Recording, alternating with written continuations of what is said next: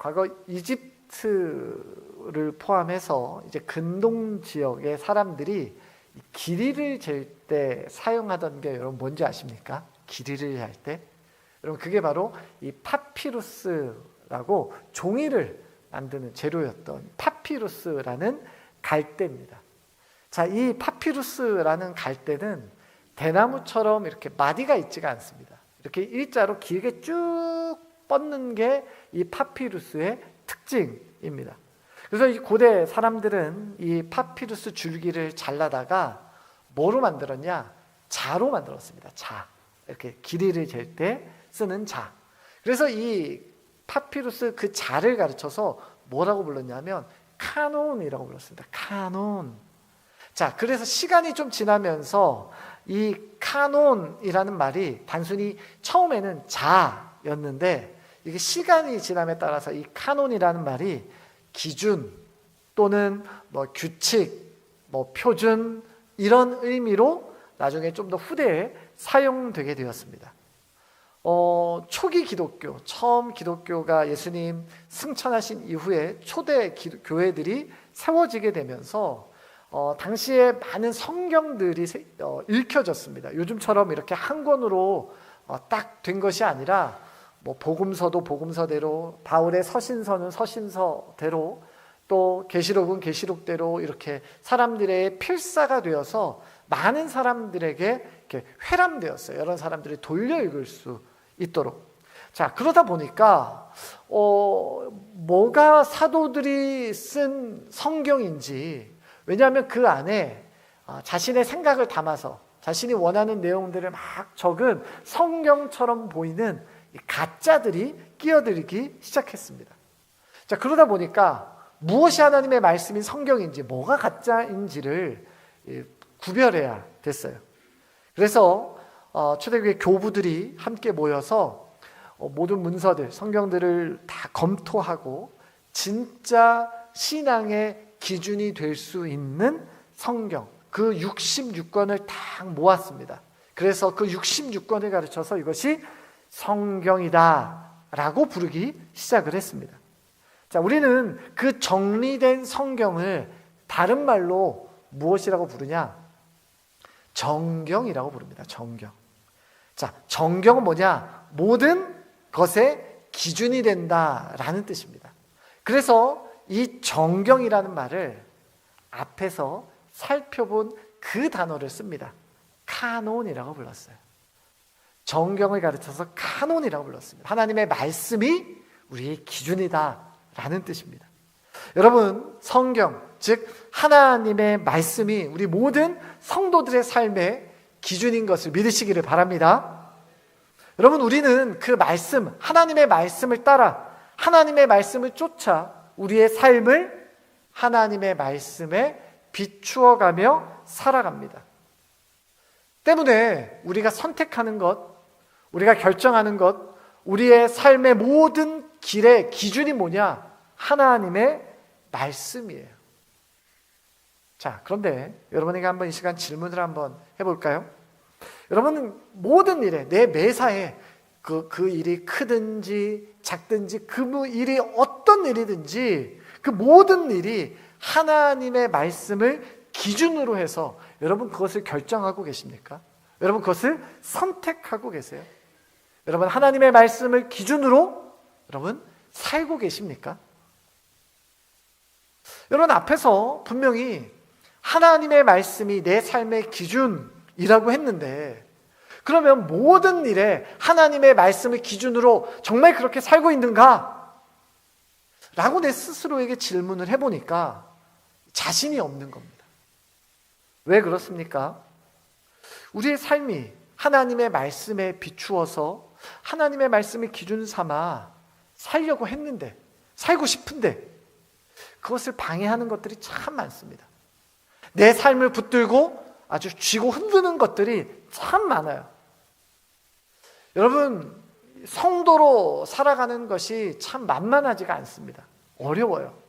여러분, 믿음 없이 내가 하나님 알지 못했을 때, 내가 믿음 없었을 때 여러분 사는 게 어떠셨습니까? 편했죠. 쉬웠죠. 왜요? 그냥 내가 하고 싶은 대로 살면 됩니다. 내가 원하는 대로 살았으면 됩니다. 내가 그냥 가고 싶은 곳으로 가면 됩니다. 자, 그런데 내가 예수 그리스도를 주고 고백한 이후에, 내가 하나님의 사람입니다 라고 고백한 이후의 삶은 어떻습니까? 어려워요. 이제 뭐 돌아갈 수도 없고, 믿음으로 살자니 걸리는 게 얼마나 많은지, 하나님의 말씀에 비추어 이렇게 살아야 된다, 저렇게 살아야 된다, 이렇게 살면 안 된다 하는 것들이 참 많이 있습니다. 사랑하는 성도 여러분, 변화하는 세상 속에서, 수많은 세상의 가치와 기준들 속에서 우리는 끊임없이 그리스도인들은 충돌하며 살아가게 됩니다. 세상 속에 여기 부딪히고 저기 부딪히고 살아갈 수밖에 없는 우리 모든 그리스도인들의 삶에 선명한 기준이 없다면, 여러분, 우리는 평생 휘청휘청하며 살아갈 수밖에 없는 것입니다. 여러분, 그러면 우리가 어떤 기준을 붙들고 살아가야 될까요? 그리고 그 기준을 만들어내는 방법은 무엇일까요? 또 그 기준을 자꾸 흐트러뜨리고 방해하는 것들은 어떤 것들이 있을까요? 우리가 오늘 이러한 질문들을, 오늘 우리가 읽은 본문 창세기 13장을 통해서 한번 그 질문에 답을 얻고자 합니다. 우리에게도 너무나 익숙한 이름, 이 아브라함이라는 사람의 그의 일평생에서 어쩌면 작은 에피소드와 같은 사건을 함께 살펴봄으로써 오늘 뭐가 풍부했습니까? 은과 금이 풍부했다. 여러분에게도 하나님께서 주시는 이러한 풍부의 은혜가 있기를 바랍니다. 여러분, 그런데 이 1절을 보면 왜 이렇게 아브라함과 롯이 풍부하게 되었는가, 그것을 설명하는 부분이 1절에 등장합니다. 자, 1절 앞부분에 보면 아브라함이 어디에서 왔어요? 애굽에서 왔습니다. 애굽에서. 아니, 갑자기 웬 애굽인가 하시는 분들이 있어요. 자, 앞장인 12장에 보면 하나님이 아브라함의 인생에 어느 날 갑자기 나타나십니다. 그래서요, 아브라함아, 내가 너를 인도할 곳으로 가라, 고향을 버리고 떠나라 하는 말씀에 아브라함이 그 말씀을 믿고 의지해서 떠납니다. 하나님이 가라고 하시니까. 하나님이 가라고 하신 그곳에 도착해서 이제 하나님 안에서 내가 하나님의 백성으로, 믿음의 조상으로 내가 살아야지 했는데, 갑자기 12장 10절을 보면 그 땅에 기근이 들었으므로 아브라함이 어디에 거류하려고? 애굽에 거류하려고. 자, 하나님이 인도하신 땅에 기근이 들었어요. 나는 분명히 하나님 말씀 따라왔고 하나님 말씀대로 되면 살면 잘 될 줄 알았는데, 아니, 웬 기근인가? 자, 기근이 심해지니까 아브라함은 하나님의 약속이고 뭐고 다 내팽겨치고 다 버려버리고 주저없이 애굽으로 떠납니다. 자, 애굽에서 잘 살 줄 알았는데, 그런데 그곳에서 아브라함은 역시 아주 큰 일을 당할 뻔합니다. 자신의 아내였던 사레를 애굽 왕인 바로에게 빼앗길 뻔한 사건이 등장을 해요. 자, 만일에 이 애굽 왕 바로에게 아내를 빼앗겼다면 아마 하나님의 약속이고 뭐고 뭐 다 사라지는 겁니다. 다 물거품 되는 겁니다. 자, 하나님은 강권적으로 역사하셔서 이 아브라함에게 돌이킬 수 있는, 아브라함이 다시 하나님의 말씀으로 돌이킬 수 있는 기회를 주시고요, 모든 상황을 해결하고 아브라함을 다시 하나님이 인도하십니다. 그리고 원래 있던 곳으로 데리고 오십니다. 자, 그 과정의 시작이 바로 오늘 읽은 이 창세기 13장의 말씀이에요. 자, 이때 이 애굽에서 큰 일을 겪고 돌아온 아브라함이 바로 이때 무엇인가를 깨달은 것 같습니다. 그 힌트가 4절이에요. 4절 이렇게 기록합니다. 그가 처음으로 제단을 쌓은 곳이라 그가 거기서 여호와의 이름을 불렀더라. 자, 하나님이 불러서 고향을 떠나기는 했는데 이제부터 좀 잘 살아보나 했는데 그곳에서 기근을 만나고 도저히 못 살겠다 싶어서 애굽으로 도망쳤는데 그곳에서 또 잘 살 줄 알았더니 결국 그곳에서도 큰 일을 당할 뻔하고 어찌 도망치듯 다시 나와서 다시 섰는데 다시 서 있는 이곳이 정신 차려보니 어디가? 처음 출발했던 그곳이더라 라는 거예요. 여러분, 그곳에서 아브라함이 뭐 했습니까? 거기서 여호와의 이름을 불렀더라 라는. 여러분, 여호와의 이름을 불렀다 무슨 뜻일까요? 쉽게 표현하면 이런 뜻입니다. 아, 하나님 이런 분이셨군요 라는 거예요. 내가 하나님을 알았는데 하나님의 말씀대로 산다고 살았는데 아, 하나님 이런 분이시군요. 내가 머리로는 하나님 알았는데 내가 이제 직접 하나님을 경험했습니다 라고 말하는 고백이 지금 아브라함의 고백인 거예요. 여러분, 이것과 비슷한 고백이 욥기 42장 5절에도 등장을 합니다. 고통의 긴 터널을 통과한 욥이 그 끝에서 이렇게 고백하는 거예요. 주님이 어떤 분이시라는 것을 지금까지는 제가 귀로만 들었습니다. 그러나 이제는 제가 제 눈으로 주님을 뵙습니다.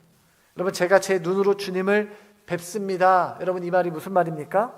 내가 머릿속으로만 알았는데, 내가 하나님을 그냥 들어서만 알았는데, 내가 관념적으로만 그냥 하나님 알았는데, 내가 이제야, 내가 이 큰 일을 겪고 나니 이제야 내가 하나님을 실제로 경험했습니다 라는 고백입니다. 사랑하는 성도 여러분, 여러분, 내 신앙생활에서 여러분 경험되어지지 않은 신앙은 진짜가 아닐 가능성이 크다라는 사실을 여러분 반드시 기억하시기를 바랍니다. 여러분, 경험되어지지 않는 신앙은 진짜가 아닐 가능성이 큰 거예요. 아무리 교회를 오래 다니고 아무리 신앙생활을 오래 해도 내가 하나님을 내 삶 가운데 경험하지 못한다면 여러분, 그것은 진짜가 아닙니다. 여러분, 아브라함은 어떤 존재입니까? 우리가 잘 아는 믿음의 조상 아닙니까? 여러분, 이 아브라함은 창세기 12장, 어떻게 보면 구약의 처음부터 시작해서 신약의 저 끝까지 나오는 사람의 이름, 그 사람이 아브라함입니다. 그래서 그는 믿음의 조상이죠. 우리가 그의 믿음에 범접할 수 없을 정도로 그는 위대한 믿음을 가지고 있는 사람이 아브라함이었습니다. 자, 그런데 오늘 우리가 본문에서 본 아브라함, 그의 실체는 어떻습니까? 우리의 기대와는 조금은 다른 출발점을 보이고 있습니다. 여러분, 저는 지금 아브라함의 믿음을 폄하하기 위해서 이 말씀을 드리는 것이 아닙니다.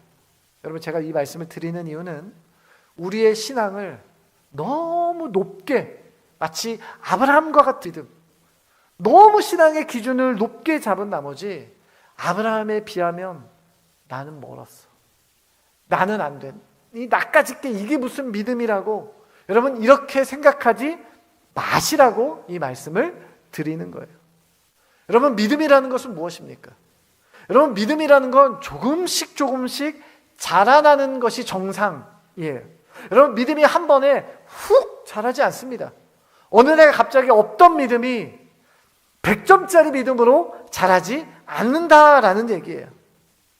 여러분, 믿음이 한 번에 단시간에 자란다면 여러분 어쩌면 그것도 문제일 수 있습니다.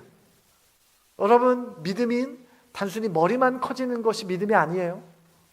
또 믿음이 뼈만 굵고 단단해진다고 되는 것이 아닙니다.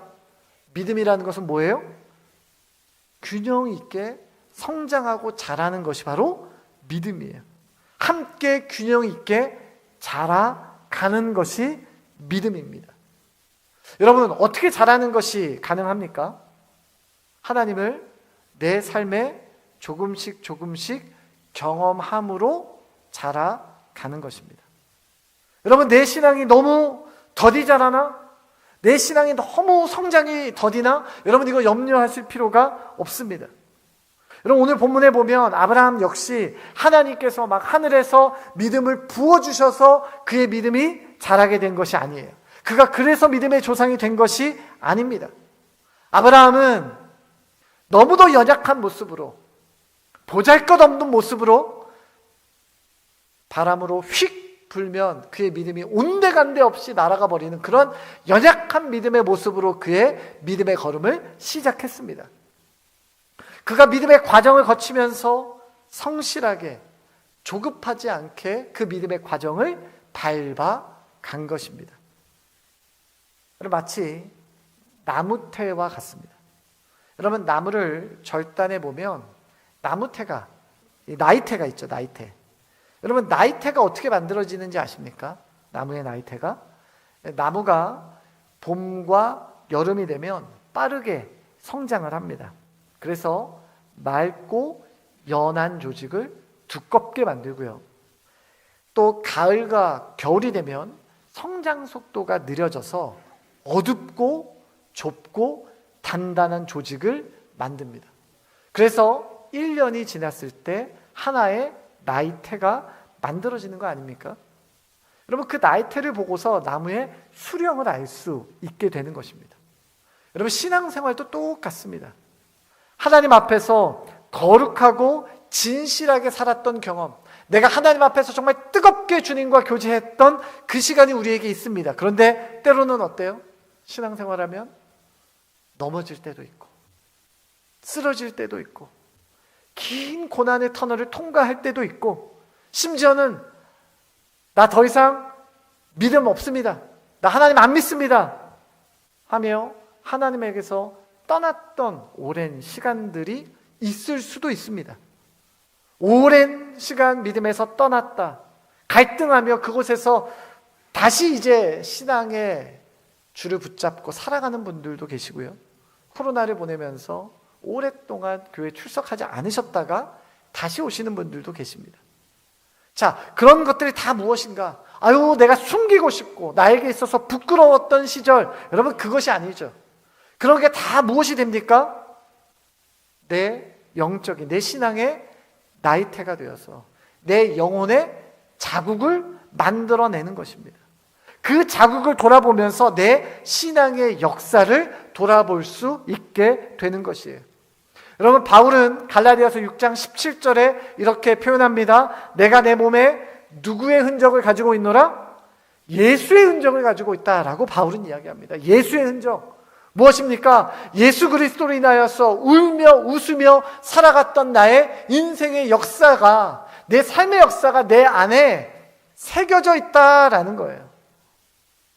사랑하는 성도 여러분, 우리의 신앙의 기준은 위대한 신앙의 스승, 믿음의 조상, 여러분 그 높은 기준이 아니라 어쩌면 어제보다 오늘 더 성장하는, 조금씩 커져가는 우리의 모습이 바로 우리가 감당해야 될, 우리가 해야 할 믿음의 여정인 것입니다. 여러분 그 여정은 느릴 수 있어요. 하지만 그 성장이 결코 멈추어서는 안 됩니다.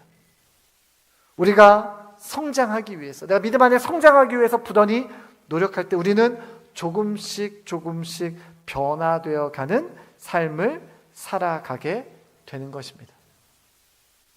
우리가 주님 안에서 계속해서 성장하는 내 안에 믿음의 나이테를 우리의 영혼에 만들어내며 자라고 끊임없이 성장하는 여러분 되시기를 주님의 이름으로 축원합니다. 여러분 계속해서 말씀을 보면 이제 이전과는 조금 다른 상황이 오늘 본문에 펼쳐집니다. 바로 그것이 7절이에요. 7절 이렇게 기록해요. 그러므로 아브라함의 가축의 목자와 롯의 가축의 목자가 서로 다투고 또 가나안 사람과 브리스 사람도 그 땅에 거주하였는지라. 자, 아브라함의 목자들과 롯의 목자들이 서로 이제 다툽니다. 자, 왜 다투냐? 그 이유가 앞절인 5절과 6절에 기록됩니다. 아브라함의 일행 롯도 양과 소와 장막이 있으므로 그 땅이 그들이 동거하기에 넉넉하지 못하였으니 이는 그들의 소유가 많아서 동거할 수 없었음이니라. 자, 이유가 이 12장과는 전혀 반대되는 상황입니다. 12장엔 기근이어서 먹고 살 게 없어서 걱정이었는데 13장에는 이제 가진 게 많아서 걱정이에요. 자, 그 일 때문에 아브라함이 조카 롯을 부릅니다. 롯아, 잠깐 와봐라. 야, 우리가 얼마 전에 애굽에 있을 때 정말 잘 한번 살아보겠다고 애굽 갔는데 우리가 그곳에서 정말 큰일 당할 뻔하지 않냐. 하나님이 우리를 지켜주셔서 얼마나 다행이냐. 그리고 돌아와 보니 결국 하나님이 원래 우리를 놓으셨던 이곳에 우리가 출발점에 있으니 그 또한 얼마나 감사하냐. 게다가 우리가 이제 가진 게 너무 많다.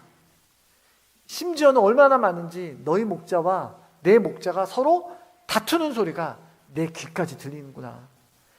더 이상은 이렇게는 안 되겠다. 우리 서로 이쯤에서 분가하자. 너가 원하는 곳으로 먼저 가라.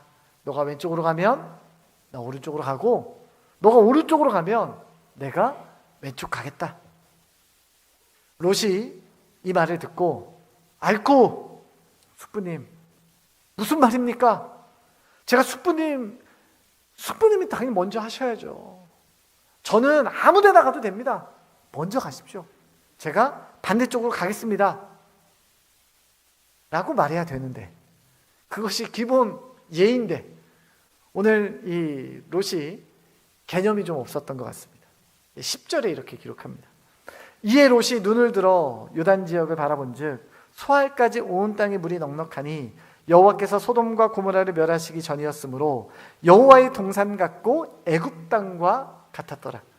자, 롯이 주변을 쫙 둘러보니 요단 지역, 여기서 요단 지역이라는 것은 요단강을 중심으로 하는 아주 비옥한 평야지대를 의미합니다. 자, 그곳이 얼마나 좋았던지 뭐라고 비유를 하냐면 여호와의 동산 같고, 여러분 여호와의 동산이 뭐예요? 에덴 동산이 여호와의 동산이에요. 그 땅이 요단 지역이 얼마나 좋았는지 그곳이 하나님이 만드신 에덴 동산 같았다라고 표현하고요. 게다가 애굽 땅과 같았다. 여러분 불과 얼마 전까지 아브라함과 함께 올라갔던 그 애굽 땅이 롯에게는 아주 인상 깊었던 것 같습니다. 그 풍요의 도시를 보고 나서 오늘 뭐라 그랬냐면, 에덴 동산하고 애굽하고는 동급이다, 동급. 그런데 저 요단 지역도 만만치가 않다. 너무 좋은 곳이다. 롯은 뒤도 안 돌아보고 요단 지역으로 이사를 합니다.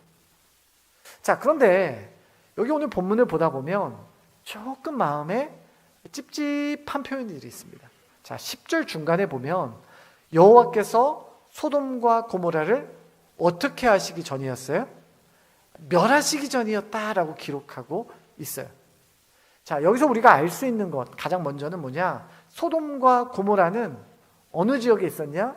비옥한 이 요단 지역에 그 한복판에 있었던 아주 부유한 도시가 소돔과 고모라였다라는 것을 알 수 있고요. 자, 그 말은 뭐냐? 소돔과 고모라는 그야말로 돈이 되는 곳이다. 돈이 되는 지역이었다라는 뜻입니다.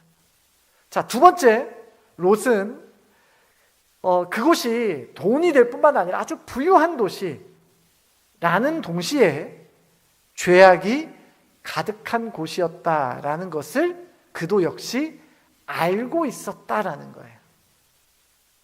알면서도 그는 그곳으로 갔습니다. 자, 그 표현이 13절이에요. 소돔 사람은 여호와 앞에 악하며 큰 죄인이었더라. 하나님 앞에 악하고 죄인이었다라는 사실을 알면서도 롯은 그것을 선택을 합니다. 여러분, 우리가 이 장면에서 롯이 가지고 있던 삶의 기준이 무엇인지 우리는 확인할 수 있습니다. 여러분, 롯에게 있어서 그의 선택의 기준이 무엇이었습니까? 돈이었어요. 다른 말로 해볼까요? 풍요를 기반으로 하는 안정되고 보장된 삶. 이것이 그가 선택하는 모든 것의 기준이었습니다. 여러분, 롯은 이미 부자였어요. 롯은 가진 것이 많이 있었습니다. 양과 소가 그에게 넘쳐났어요. 그런 그에게 더 재산을 불리기 위한 안정적인 거래처가 필요했습니다. 그래서 여호와 앞에서 악하고 큰 죄인들이 살았던 그곳, 소돔과 고모라, 하나님이 원치 않는 곳인 걸 알면서도 그곳을 향해서 간 것 아닙니까? 여러분, 그런데 그것에 관한 재미있는 롯의 심리 상태를 볼 수 있는 표현이 12절에 이렇게 기록합니다. 아브라함은 가나안 땅에 거주하였고 롯은 그 지역의 도시들에 머물며 그 장막을 옮겨 소돔까지 이르렀더라. 자, 롯이 처음부터 시작부터 이 소돔으로 이상해서 산 것이 아닙니다. 자, 요단 땅의 도시를 머무르며 옮겨 다니다가 오늘 성경 마지막에 보면 소돔까지 이르렀더라.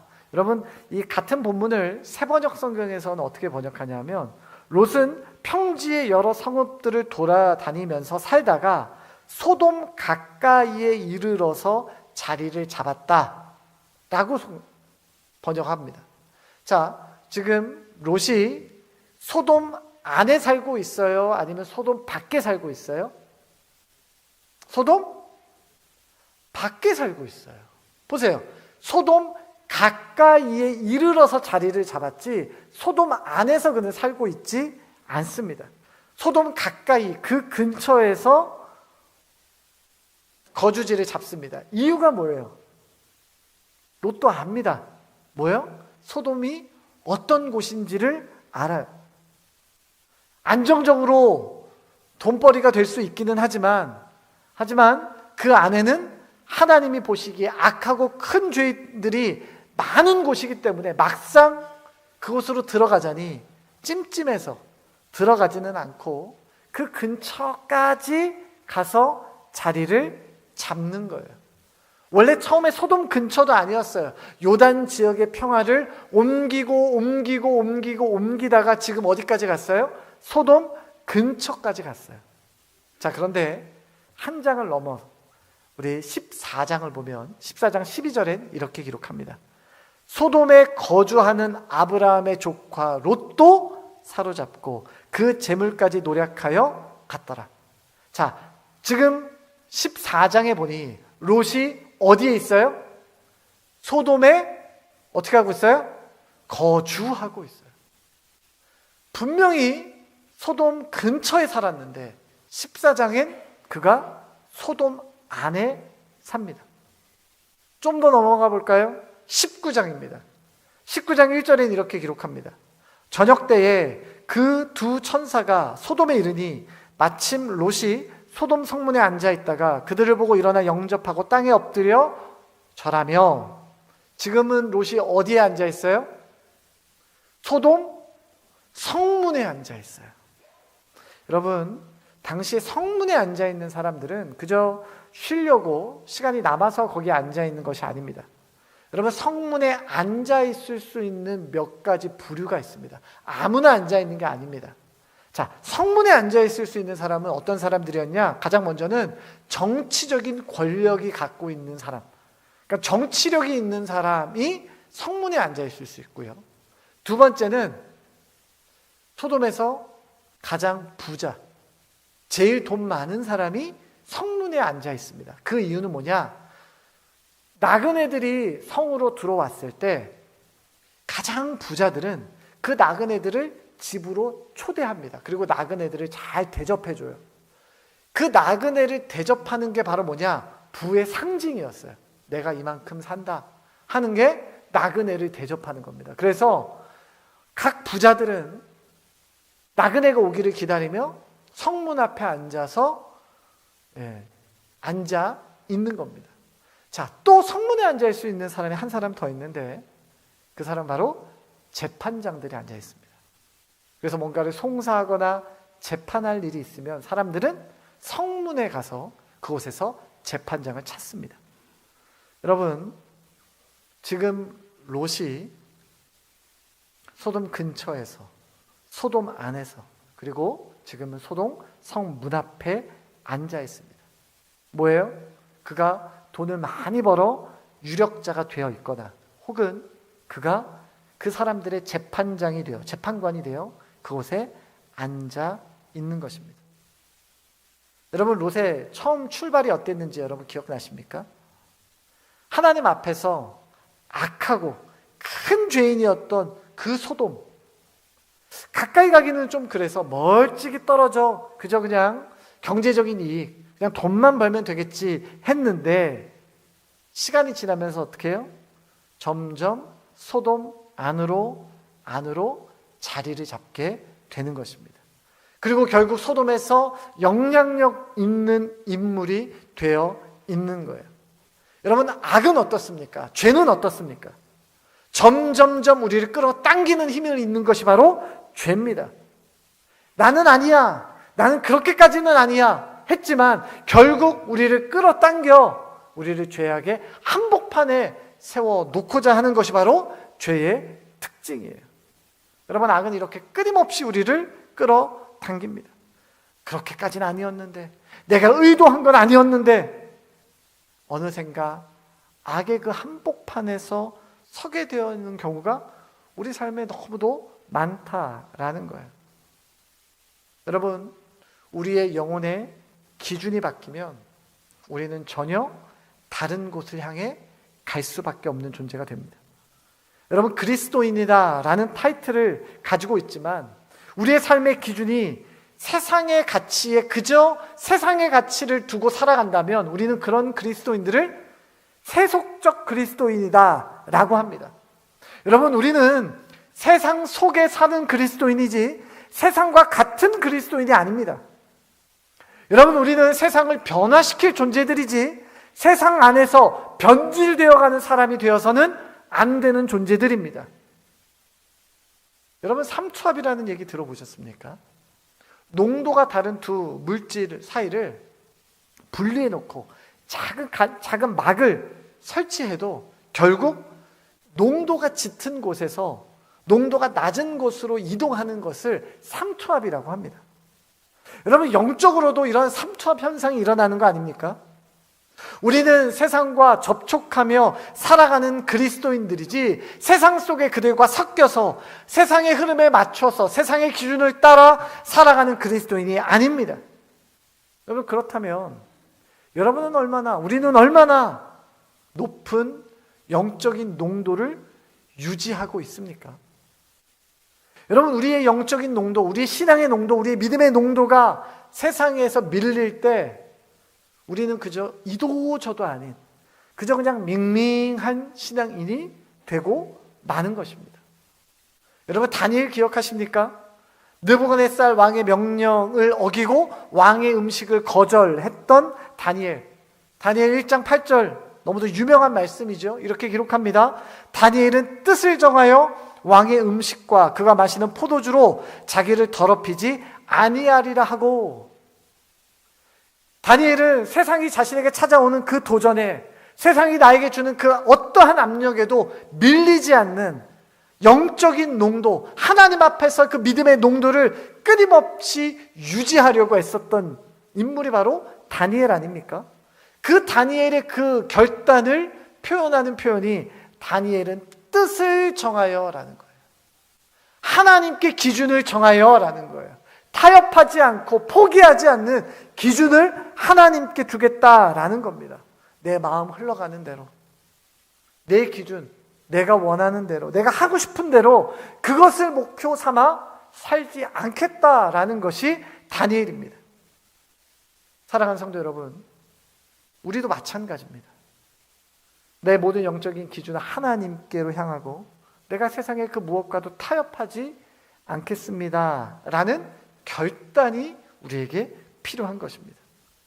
내가 그냥 먹고 사는 문제 앞에서, 내 자존심 앞에서, 내가 누리는 명예와 어떤 권리 앞에서 그것들 내가 손에 잡으려고 적절하게 적당하게 자리를 내어주고 살아가는 것이 아닙니다. 하나님의 말씀은 이 성경이 내 삶의 기준되어 그 하나님의 말씀을 분명히 의지하며 매일매일을 살아가는 것, 여러분, 그 기준에는 타협의 자리란 없습니다. 우리의 삶이 내 삶의 전부 되시는 그 하나님을 기준으로 삼고, 하나님의 그 말씀으로 기준으로 삼고, 그 신앙을 하나님에게 초점 맞추며 살아갈 때 우리는 흐릿한 신앙 또는 그냥 우유부단한 그러한 신앙이 아니라 선명한 믿음을 결단하며 살아가게 되는 것입니다. 사랑하는 성도 여러분, 우리의 모든 기준을 하나님께 두고 하나님을 초점을 두고 오늘 하루를 승리하며 살아가는 여러분 되시기를 주님의 이름으로 축원합니다. 자, 우리 말씀 기억하며 우리 같이 찬양하겠습니다.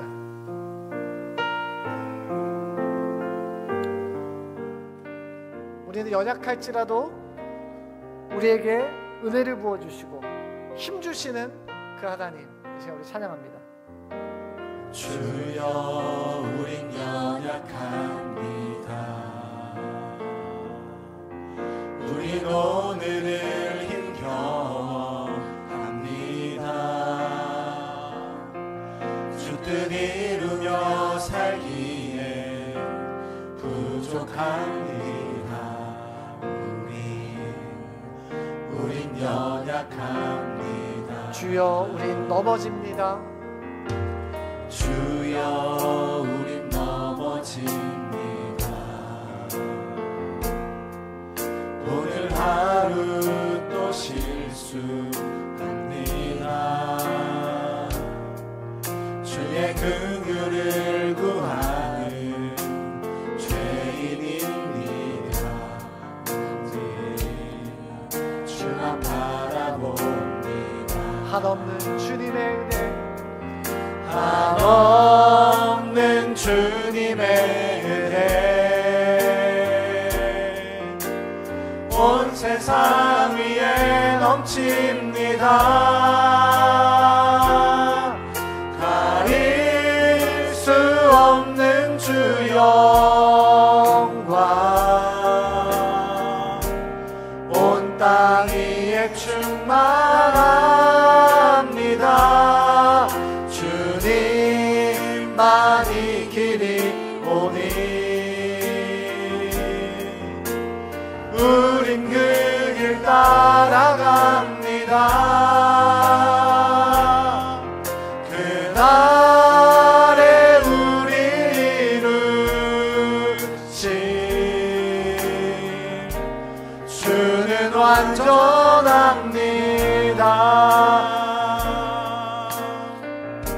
한없는 주님의 은혜, 한없는 주님의 은혜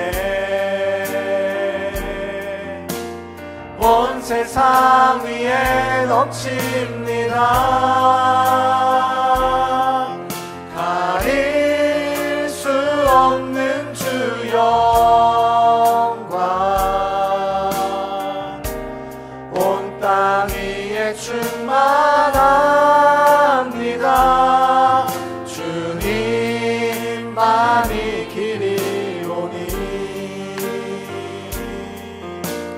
우린 그 길 따라갑니다.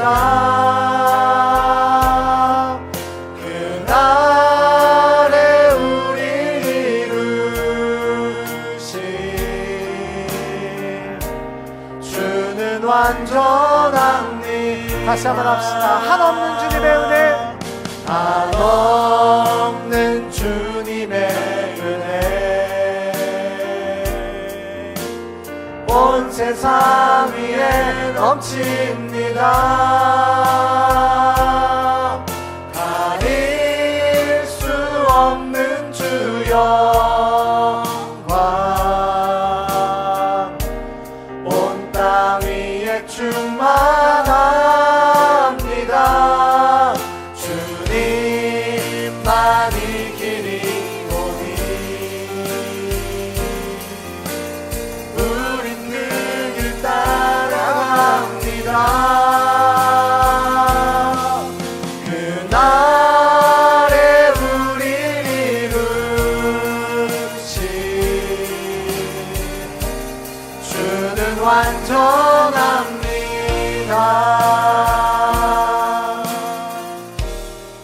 시간 우리 말씀을 기억하며 우리 같이 기도하겠습니다.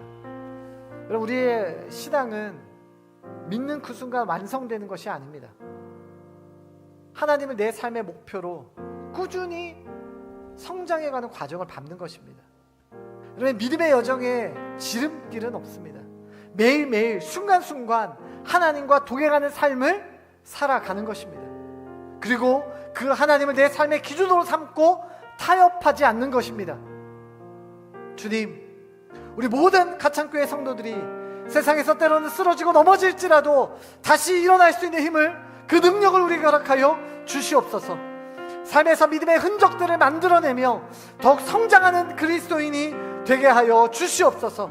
또한 세상과 적당히 타협하지 않게 하여 주시고 내 모든 삶의 기준을 하나님께 맞추고 거룩한 삶을 살아가게 하여 주시옵소서. 이 시간에 우리 주님 이름 한번 부르짖고 같이 한 목소리로 기도합니다.